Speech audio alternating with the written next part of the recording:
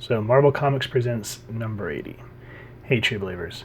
So with this issue, all the slow burns and the powder keg slowly igniting finally explodes. Now check this out. As with Windsor's explanations, and it kind of gives an overview of what's been happening.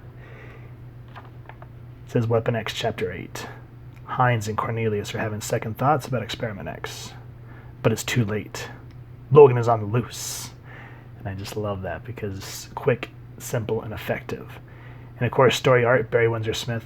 Letterer, Jim Novak, and Barry Windsor-Smith. Now, the other backup stories in this issue is Captain America, War God,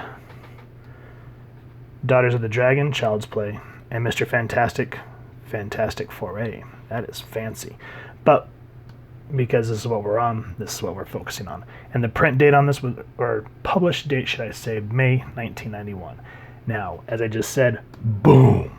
We get this, and Logan's just tearing down the hallway. Bodies broken, torn, and bruised. Gunfire not doing nothing. These poor security guys drenched in the dark shadows as Wolverine comes down, just looking otherworldly with part of his Weapon X design. The shadows, the dark blues, the blood red, just good stuff all around. And then we cut to Cornelius and Hines and the professor. The professor's in his own little hive hiding. Hines and Cornelius trying to stop, trying to order the men. They're finding out the tranquilizers aren't working. And Cornelius is saying, this is crazy. Who has control over Logan? He's supposed to be harnessed. And then they're asking, Professor, can you do anything from your control panel? And he's saying, it's down. I have no control over Logan. And then Cornelius says, then who does? Yes, who does indeed? So you kind of get this contemplative face and goes, who does indeed? And then before anything else can be said, this blood red background accentuating, exaggerating the violence of Wolverine just tearing through these guards like so much tissue. Ooh, yeah, that's some great artwork. And then I like these just violent spirals of the black, just really helps adds to the composition of the panel. That is great stuff.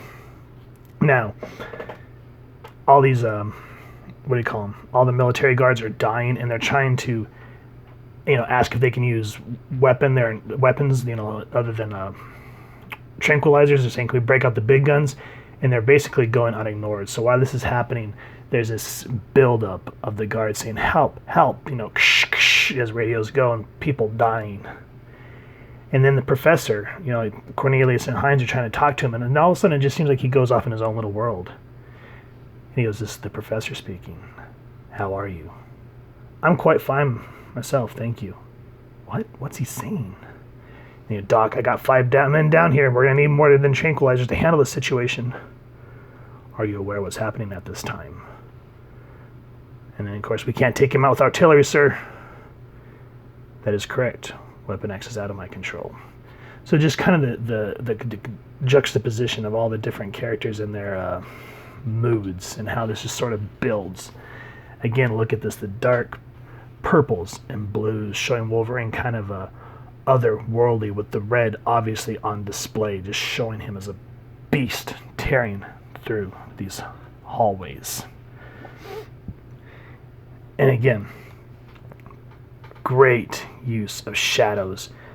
The red, basically that, and the blue of the hair, all that's really shown here really helps, because you don't need every single color in this detail, just enough of that to just show the violence. I mean, look at that. And just you feel the pain of that adamantium claw ripping into these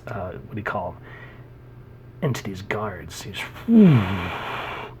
And then we cut back to Cornelius, I keep doing that, the professor, who's ignoring Hines and Cornelius. And he goes, I'd like to ask, do you have a hand in these occurrences? And Cornelius is like, he's not listening. And then as Wolverine runs off,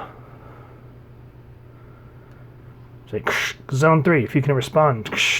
Nothing. Just that emptiness of that hallway. Ooh, just gives you chills. Now, what's interesting about this, other than the beautiful paneling, Hines is talking about where she's located Wolverine and how he's on the way to the professor's quarters, or his little lab, or whatever it is. And he goes, I don't know, Hines. Doesn't seem right. How could Logan know where the professor is? Mr. Logan has shown uncanny tracking abilities, sir. Yeah, but that wasn't a controlled situation, Hines. And who says this isn't one, sir? Aha, so. And then check out how what Hines says here echoes with the professor. He goes, I see. As in, sort of biting the hand that feeds, eh? Ha! A clean sweep, as it were. Yes. And so as the professor's talking, Logan looks up and boom, tears through the floor like some sort of monster, like Alien or something. I just love that surprise. And of course the use of the onomatopoeias here, just guards trying to run down to save the professor. All that deep purples and reds just really helps. This reminds me of like the building scenes in Dark Knight Year One when they're all going after Batman. Kind of the same idea there. And then what I like is you get this with the guards compared to the more the light colors of the blues and the shadows with Cornelius and the professor, which offsets all the screaming of the professor and the guards dying. And there's nothing that they can really do about it. It just really adds to the tension seeing those panel colors change. And especially right here. Because remember I said bites the hands that feed? Now, the thing is why he's talking to this mysterious benefactor or whatever, there's a moment that I jumped over that he was talking about. Let me see if I can find it. Hold on. I lost it. Hold on. Let me see if we can go back and find it, shall we? Because it was terrible how they how he presented it. Oh man. Okay, so I lost it. Crud. That's all right. But basically what the professor's saying to this mysterious man is he goes, as it's of no consequence, or, just like whatever, we are losing a lot of our... Waltz is of little concern. Overall, we're losing martial guards somewhat precipitately. Like, he's just, whatever, they're pawns.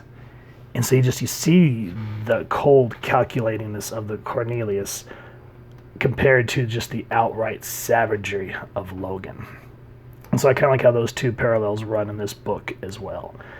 But Windsor-Smith really knew how to slowly build this story up and then finally let it explode and run at its own pace. And it didn't feel rushed. It felt natural. So yeah, if you guys have enjoyed this comic book series, please make sure to support your local comic shop and pick up the complete run. And if not, see if you can get it in collected trade, because that's a great way to read it as well. But with this, at least you get all the original backstories. And if you all have enjoyed this review, we definitely appreciate it if you take a moment to hit like, share, and subscribe. Helps the club channel more than you can possibly know. And if you wouldn't mind hitting that fancy little Weapon X bell next to subscribe. That way as we continue to upload content, you all get notified. And come to the page, and we'd love to have a dialogue with you all down in the description below, or on our social media pages, which I'll make sure to leave the links down in the description below. So, with all that said, thank you all so much for stopping by. Hope you all continue to have an absolutely amazing day reading, and happy hunting, true believers.